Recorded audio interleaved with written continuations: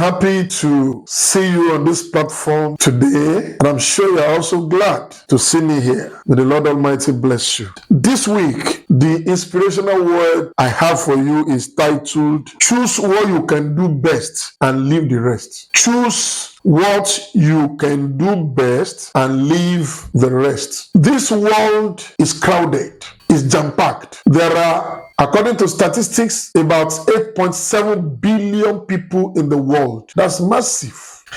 Gone are the days when in a whole town you see one lawyer, or you see one engineer, you see one accountant. These days, in a family, you can see 5 accountants, you can see 10 engineers, you can see 200 teachers, and what have you.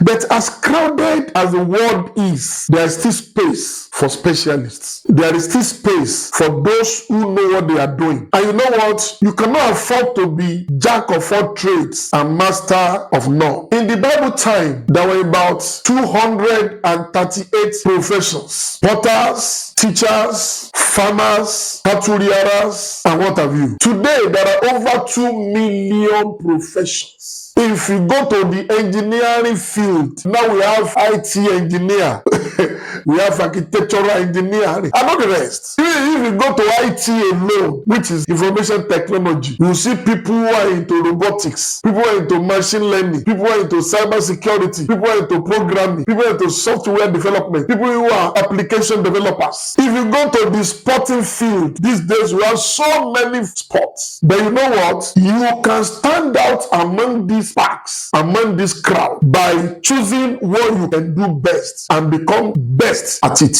Don't be distracted. Sit down. Ask yourself, what do I learn? What do I know? What do I like to do best? What is that thing when I'm doing, I'm enthralled? I don't even feel like I'm spending time. By the time I know that I've spent 3 hours, I've spent 5 hours, and I'm still enjoying doing it. That could be your calling. And that calling is what will make you to stand out. If you look at, let's say, football field, for example, there are more than 1 million footballers in the world. But can you mention up to 10 names? By the time you mention Didi Drogba, you mention JJ Okocha, you mention Cristiano Ronaldo, you mention Lionel Messi, and some others. You see, the list has just fallen from your head. Why? Because those are the people who stood out in what they are doing. In the book of Judges chapter 20, or let me read from 15. At war, the Benjamites mobilized 26,000 swordsmen from their towns, in addition to 700 able young men from those living in Gibeah. Among all these 26,000 soldiers, there were 700 of whom could sling a stone at a hair and not miss. 700 out of 26,000. These are people we call experts. Look at neurosurgery field. We hear names like Ben Carson, as if he's the only neuroscientist or neurosurgeon in America. Why? Because he stands out.